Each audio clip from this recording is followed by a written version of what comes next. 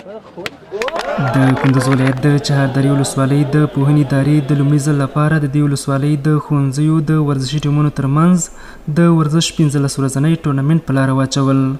د دغه ټورنمنټ له ترسره کولو موخه د ورزشکارانو هڅول، د ورزشي ټیمونو پياوړتيا او د غوره څیرو پيژندل دي.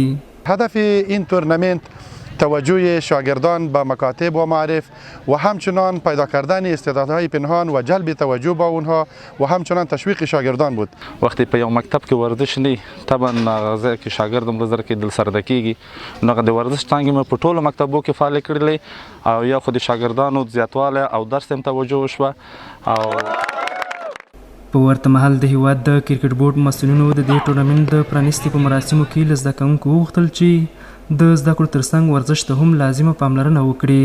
کوشش وکړي چې هغه ازاله وکړي، د هغې وخت چې کوم زده کړې تاسو متاثره سوي دي د هغې قصور هم په دغه وخت کې وباسئ، له امنیت نه ګټه واخلئ، لوبو ته ځانګړې پاملرنه وکړي، چون سالم عقل په سالم بدن کې وي.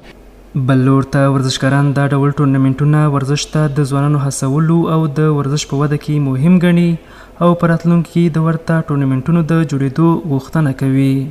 په دې قدم چې دوی واخیستلو، په دې سل په سلو کې مطمئن یم چې داسې به نور هم پیدا شي او دا چې زموږ په وطن کې داسې ورزش به ترقي وکړي. او له آمريت څخه زه دا نور هم هیله لرم چې زموږ لپاره داسې د ورزش لپاره زمینې مساعدې کړي.